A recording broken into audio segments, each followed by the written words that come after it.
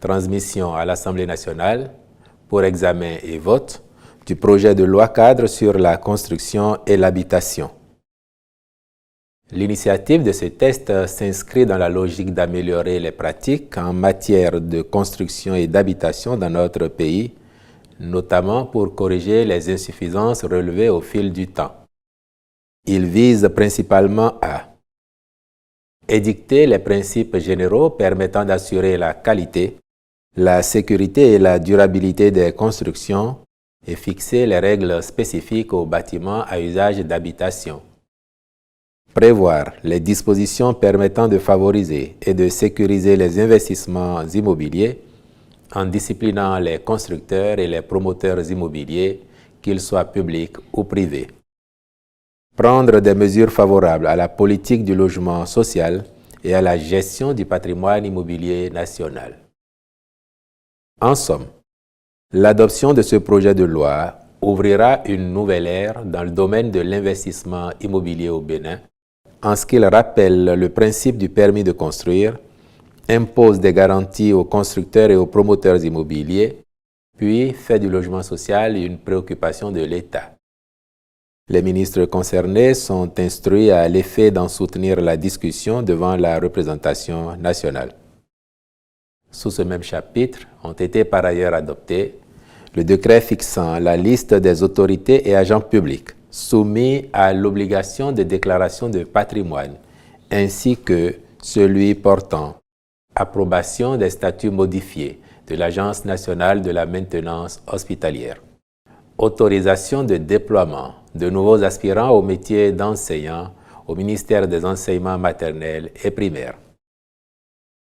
Les besoins exprimés par ce ministère au titre de l'année scolaire 2024-2025 portent sur un effectif de 2431 AME.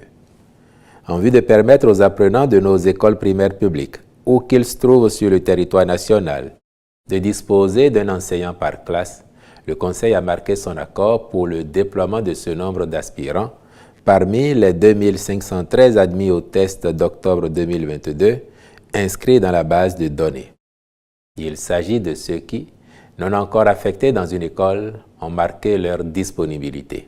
Contractualisation en vue de la réalisation de l'étude pour les travaux de réparation définitive de l'épi d'arrêt de sable. Cet épi, réalisé dans le cadre du Millennium Challenge Account et attribué au port autonome de Cotonou en 2011, était censé tenir pendant 50 ans. Mais très tôt, l'ouvrage a connu des dégradations qui se sont aggravées au fil des années et continuent d'être constatées à chaque forte houle. Pour surmonter les différences survenues de ce fait entre le port et le groupement ayant réalisé l'épi, le recours consensuel à un expert international indépendant a permis d'identifier, comme première cause de dégradation, une négligence dans la conception de l'infrastructure. L'initiative de la réparation provisoire de l'ouvrage en 2014 par le dit groupement n'a rien changé quant à la persistance de sa défectuosité, l'option la mieux indiquée étant à l'époque une réparation définitive. C'est pour corriger ces défaillances qui persistent, aux fins de consolider l'épi d'arrêt de sable, que la présente contractualisation est autorisée, à charge pour les ministres concernés de veiller à la bonne exécution des travaux.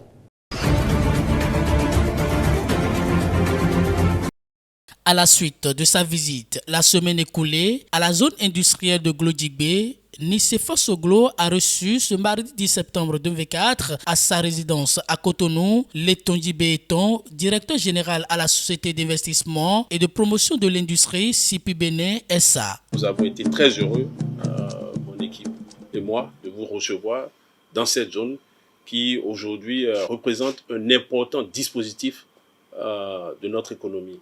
En 91, vous avez pris les rênes de ce pays. Vous avez lancé la production du coton. Le président Talon a travaillé avec vous. Nous avons pu augmenter cette production de façon substantielle. Et nous sommes aujourd'hui le premier producteur de coton en Afrique, avec une production record qui a atteint 765 000 tonnes en 2020-2021. Aujourd'hui, nous avons 3 unités intégrées de textile dans cette zone qui nous permettent de transformer à peu près 40 000 tonnes de fibres, ce qui représente 12,7% de notre production. Vous avez visité l'une de ces unités intégrées de textile. Vous avez également visité les unités de confection de vêtements qui sont déjà opérationnelles dans la zone et qui nous permettent aujourd'hui de vendre des vêtements sur les marchés européens, américains et africains. Et dans le même processus, nous créons des emplois, nous créons de la richesse. Pour nous, c'est un honneur de vous avoir reçu dans cette zone parce que vous avez été au départ de la transformation structurelle de notre économie. Et le président Patrice Talon est venu donner un coup d'accélérateur à cette transformation que vous avez engagée en 1991. Et aujourd'hui, grâce à ce qui est en cours dans ce pays, nous transformons toutes nos matières premières agricoles, notamment le coton, le soja, les noix de cajou, le karité. Saisissant l'occasion, des civilités à lui faites en retour par le directeur général de la Société d'investissement et de promotion de l'industrie, l'ancien chef de l'État, a exprimé sa désapprobation à propos des accusations portées contre lui. Comme dit le professeur Olo, si ton ennemi fait bien, tu dis il fait bien. Si de Cotonou, j'ai fait coteau pavé, lui il a mis du goudron, j'ai dit c'est bien mon petit. À mon avis, au fond, ce que tout pays doit faire, c'est transformer sa richesse sur place. Alors c'est ce que nous avons essayé de faire ici, avec évidemment, on peut dire, notre coton. On a dit, il n'est à quoi? Moi j'ai besoin encore de à mon âge. Non mais soyons sérieux. Donc vraiment, je crois qu'il serait bon que vous puissiez, les journalistes, puisque c'est votre métier, sauter sur lui. Mais vraiment pour dire, mais qu'est-ce que tu fais? Quels sont les produits dont tu parles? Il y a le coton. Mais après le coton, qu'est-ce qu'il y a? Il va vous dire tout ce qu'il fait, que ce soit la noix de cajou, que ce soit le soja, le carreau, tout ça. Il y a vraiment une panoplie de réalisations qu'il est en mesure de vous présenter. C'est ça le travail le plus important. Et c'est ça qui fait que, au fond, on existe en tant que nation. Quelqu'un dirait que le peuple noir serait vraiment là où nous en sommes aujourd'hui, personne ne croirait. Et c'est formidable. Je remercie à nouveau le directeur général vraiment qui m'a rendu la visite et qui confirme tout ce que nous avons vu. Je suis fier du travail qu'il fait. Je crois que les histoires de chiens écrasés dont on parle tout le temps là, on va laisser ça de côté pour parler de développement. La politique politicienne, je veux bien. Mais parlons de développement. Comment on transforme la vie de nos concitoyens? Après la Gambie, le Fonds régional de stabilisation et de développement, FRSD, de la Commission de la CEDEAO déploie des interventions en Guinée-Bissau, au Togo et au Bénin dans le cadre d'une nouvelle phase. Le FRSD a été lancé mercredi 11 septembre 2024 au Bénin lors d'une cérémonie officielle tenue au ministère de l'Économie et des Finances. Je voudrais dès à présent vous réaffirmer la disponibilité constante de la Commission de la CEDEAO à accompagner le gouvernement du Bénin dans la réalisation de ses profondes aspirations pour le peuple béninois, tel qu'exprimé d'ailleurs dans le programme d'action du gouvernement PAG 21-26. La CEDEAO est certaine de pouvoir toujours compter sur le Bénin pour l'approfondissement de notre projet d'intégration régionale ainsi qu'articulé dans la vision 2050. La vision de la CEDEAO et du gouvernement du Bénin dans ce contexte est donc d'améliorer les conditions de vie des populations à travers la fourniture de services sociaux de base ainsi que l'investissement dans des domaines qui créent des emplois pour les populations, en particulier les jeunes et les femmes. Les succès de ces interventions planifiées ne seront faciles à atteindre que si nous sommes conscients de la nécessité que toutes les mains soient mises ensemble pour faire un pont et obtenir les résultats que nous escomptons. J'invite donc le gouvernement, les partenaires techniques à continuer à travailler ensemble sous le leadership efficace et éclairé des priorités que le Bénin a définies dans le cadre de ce projet. Nous sommes tous conscients et toutes conscients que le défi auquel la sous-région est confrontée aujourd'hui, qu'il s'agisse des effets du dérèglement, du changement climatique, de l'insécurité croissante, la fragilité, même de la pression économique, touche en premier lieu les populations les plus fragiles. Nous, les Allemands et les Béninois aussi, on adore, autant que je sache, l'efficacité. Donc maintenant, on attend vraiment les résultats clés sur le terrain, sur les champs. Il ne faut pas maintenant trop perdre du temps dans les salles climatisées à donner les paroles, mais on veut voir les actions clés. Et dans cet espoir, dans cet ordre d'idées, je prie que ce fonds devienne un pilier solide pour la paix, pour la prospérité, ainsi que la résilience au Bénin. Et maintenant, je ne fais que vous remercier. Mesdames, Messieurs, il me plaît de rappeler que le Fonds pour la stabilisation et le développement régional est une initiative de la Commission de la CEDEAO en partenariat avec les gouvernements des États membres pour faciliter le développement durable au sein des communautés fragiles de la région. La vision de la CEDEAO et du gouvernement du Bénin dans ce contexte est donc d'améliorer les conditions de vie des populations à travers la fourniture de services sociaux de base, ainsi que l'investissement dans des domaines qui devraient créer des emplois pour les populations, en particulier les femmes et les jeunes.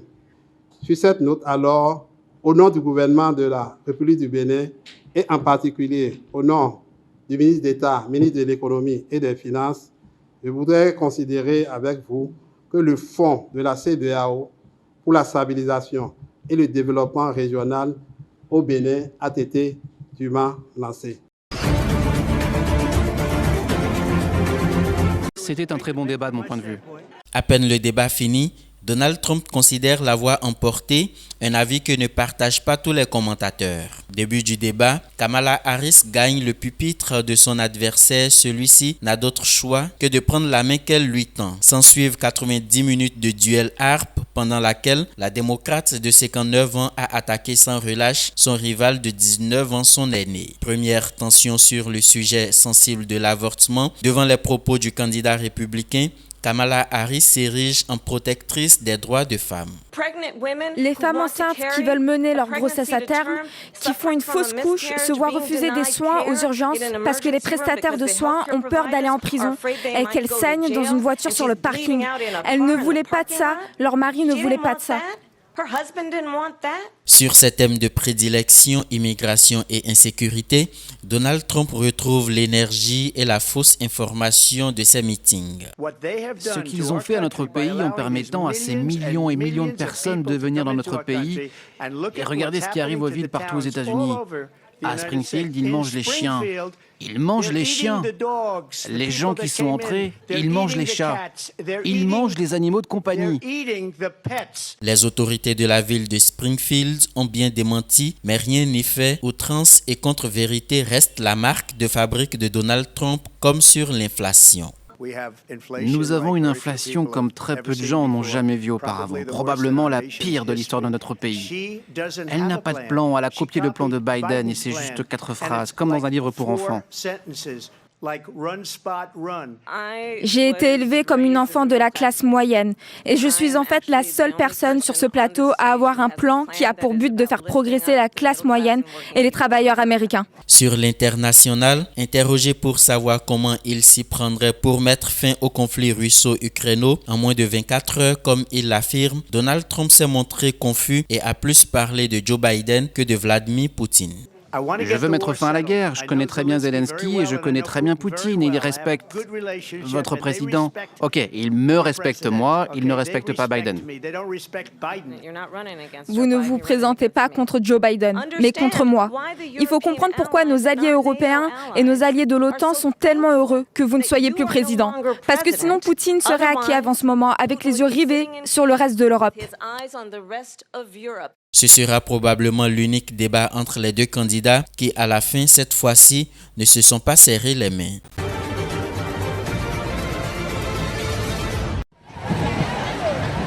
Large de plus de 5 hectares, la plage de Guédiawaye dans la banlieue de Dakar, longtemps interdite à la baignade, est rongée par l'érosion, une conséquence du changement climatique. Face à cette situation, le consortium de jeunesse du Sénégal s'est engagé dans la protection des côtes. Il y a l'érosion, il y a le fait que la bande de Filao qui protégeait un peu l'avancée de l'eau, l'avancée du sel, etc. a été déclassifiée et donc est progressivement détruite. Et il y a tout simplement que cette plage aujourd'hui est sous-exploitée. Il y a très peu d'aménagements de sécuritaire, la baignade y est dangereuse. Des efforts sont faits, mais le potentiel est encore vraiment important.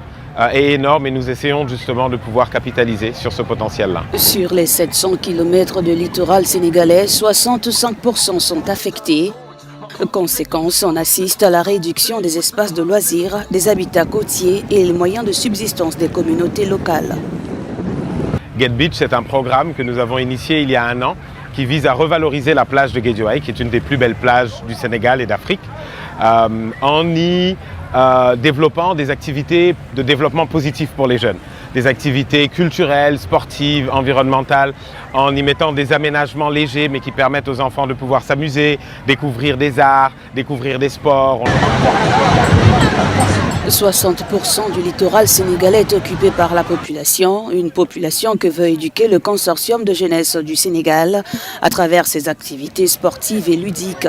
Pour cette année, une opération de ramassage des ordures sur la plage de Guédiawaye a rencontré l'adhésion du public. Donc nous ne sommes pas là juste pour s'amuser, nous sommes là aussi pour échanger avec les jeunes, pour leur conscientiser davantage et pour leur capacité davantage sur les métiers ou bien sur les problématiques écologiques. Donc nous sommes là, quand les jeunes viennent pour prendre des tickets, on discute avec eux par rapport à l'écologie. Quand quelqu'un jette quelque chose, on lui dit ramasse, tu ne sais pas que ça peut nuire notre environnement, etc. Pour atténuer les futurs impacts du changement climatique sur les côtes sénégalaises, le groupe d'experts intergouvernemental sur l'évolution du climat préconise entre autres des programmes de reforestation des mangroves ou encore la construction de digues.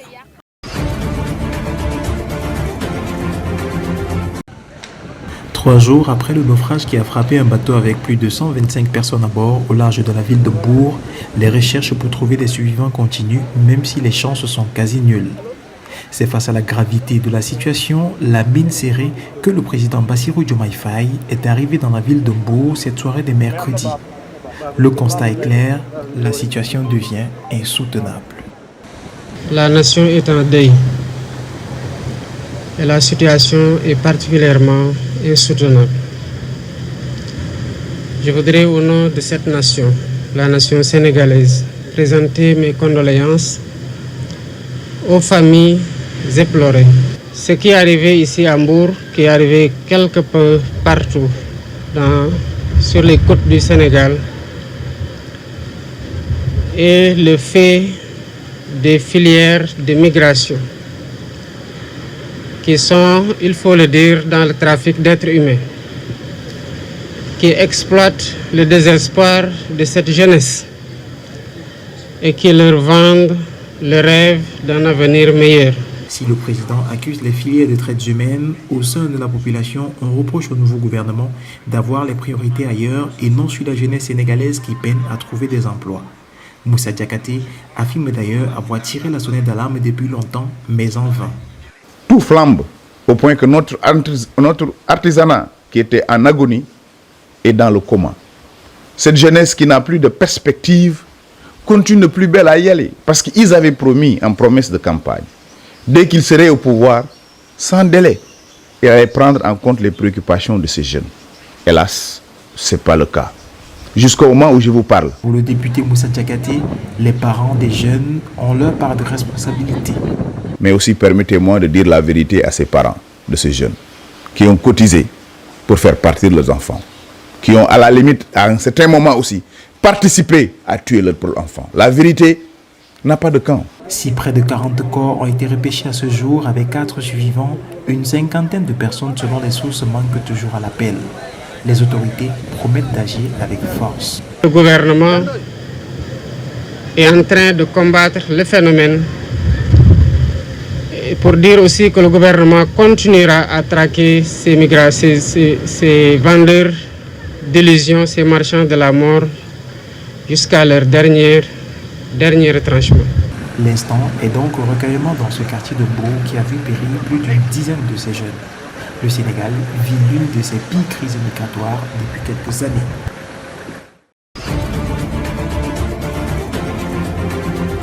Le tribunal correctionnel de Paris a ordonné le procès de 6 personnes impliquées dans la séquestration et tentative d'extorsion de Paul Pogba. Parmi les suspects, Mathias Pogba, le frère du footballeur international. La demande de procès fait suite à 2 ans d'investigation sur la séquestration et l'extorsion du footballeur en mars 2022. 5 de ses proches sont soupçonnés d'avoir organisé une réunion pour contraindre le joueur à les aider financièrement au nom de leur amitié. À cette occasion, l'ex-footballeur international avait été séquestré et braqué par 2 hommes qui lui réclamaient 13 millions d'euros. Absent la nuit des faits, Mathias Pogba est soupçonné d'avoir commis des pressions contre son frère Paul et contre sa famille afin de s'assurer du paiement de la somme de 13 millions d'euros. Le bureau du procureur de Paris a déclaré qu'il a été jugé pour les délits de tentative d'extorsion et d'association de malfaiteurs. La date du procès n'a pas été annoncée.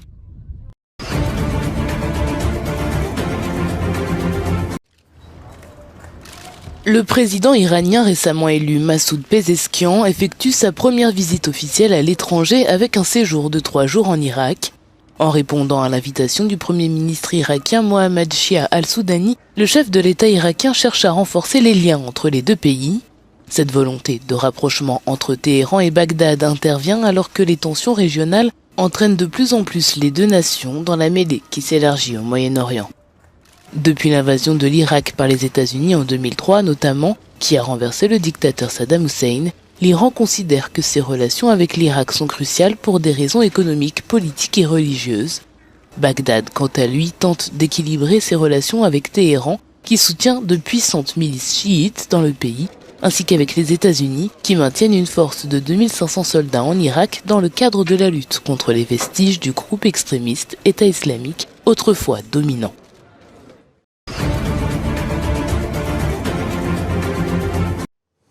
L'ONU a prolongé mercredi les sanctions contre le Soudan jusqu'en septembre 2025.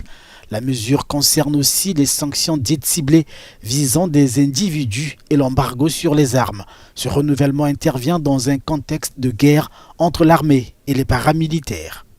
Le renouvellement des sanctions permettra de limiter les mouvements d'armes vers le Darfour et de sanctionner les personnes et les entités qui contribuent à des activités déstabilisatrices au Soudan ou qui s'en rendent complices. Toutes ces mesures sont essentielles pour mettre fin à l'escalade du conflit, atténuer la catastrophe humanitaire et remettre le Soudan sur la voie de la stabilité et de la sécurité.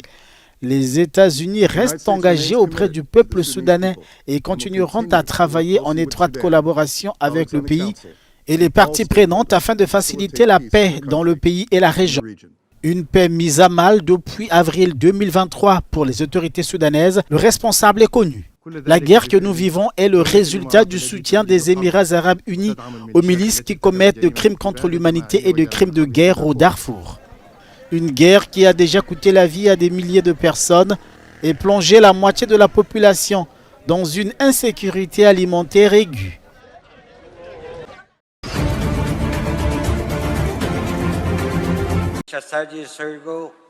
Lors de la 14e réunion des hauts responsables des BRICS chargés des questions de sécurité qui s'est tenue mercredi à Saint-Pétersbourg, le ministre chinois des Affaires étrangères, Wang Yi, a vivement réagi aux critiques visant leur organisation.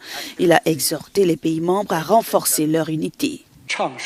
Certaines forces politiques imprégnées d'une mentalité de la guerre froide critiquent la coopération des BRICS. Il est donc crucial de tirer pleinement parti de l'importance stratégique et des effets politiques des BRICS, de maintenir l'indépendance, l'unité et la coopération, de promouvoir le développement commun, de protéger les droits et intérêts légitimes des pays en développement, d'élargir l'espace de développement des nations émergentes et de faire entendre une voix plus forte et cohérente des BRICS dans le système de gouvernance mondiale. De son côté, le président du Conseil suprême de la sécurité de l'Iran, Ali Akbar Ahmadian, a accusé les États-Unis de promouvoir le terrorisme et de violer la souveraineté et l'indépendance d'autres nations. Le comportement des États-Unis et de leurs alliés qui abusent de la technologie et de la science pour violer la souveraineté et l'indépendance des nations, ainsi que l'expansion du terrorisme sous la forme de groupes extrémistes comme l'État islamique ou de régimes criminels tels que les gangs qui gouvernent les terres palestiniennes occupées, représente une menace sans précédent pour la paix et la sécurité internationale. Le prochain sommet des BRICS est prévu au mois d'octobre à Kazan, en Russie. Les BRICS se sont élargis en janvier dernier avec l'entrée de l'Iran, l'Égypte, l'Éthiopie et les Émirats arabes unis. L'Arabie saoudite a exprimé son intention d'y adhérer.